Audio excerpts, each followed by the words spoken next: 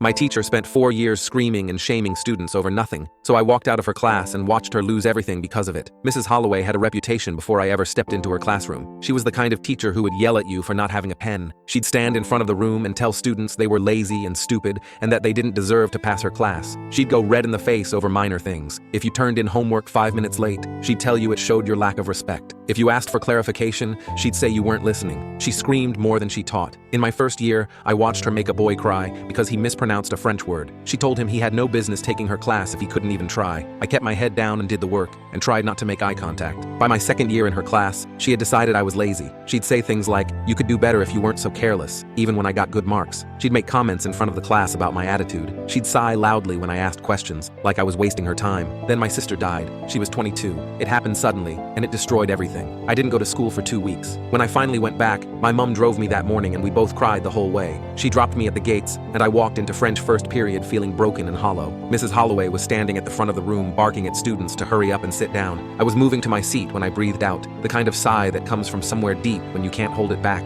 It was just air leaving my body. Mrs. Holloway looked up and locked eyes with me. She started walking toward me slowly. Then she started screaming. She screamed about my attitude. She screamed about how I thought I was above her class. She screamed that I was disrespectful and careless, and that my sigh was deliberate provocation. Her voice got louder and more angry, and she was standing right in front of me yelling while I stood there with my sister's funeral still so recent. I could still smell the flowers. She didn't know. She didn't care. She just screamed. I looked at her face turning red, and I realized something shifted in me. I didn't need to stand there and take this. I had just buried my sister. I was not going to let this woman scream at me for breathing. I grabbed my bag and I walked out. I walked right past her while she was still yelling. I walked down the hallway to the form tutor's office, and I told him what happened. I told him my sister had just died, and that I had been crying before class, and that Mrs. Holloway had screamed at me for sighing. I told him I was going home. He tried to convince me to stay, but I said I couldn't. I said if this was how I was going to be treated, I needed to be home with my family. My mom picked me up immediately. She was angry when I explained what happened. She called the school that same day. She spoke to the headmaster and filed a formal complaint. She detailed the years of verbal abuse and the specific incident of screaming at a grieving child. She didn't just complain. She documented everything. She made it clear this wasn't acceptable. When I went back to school the following week, Mrs. Holloway wasn't there. A substitute was teaching her classes. I found out later that she had been let go. Apparently, this incident was the final nail in a long list of complaints that had been building against her. Students and parents had been reporting her for years, but nothing had happened until my mother called and made it official. She had spent 4 years screaming at kids over nothing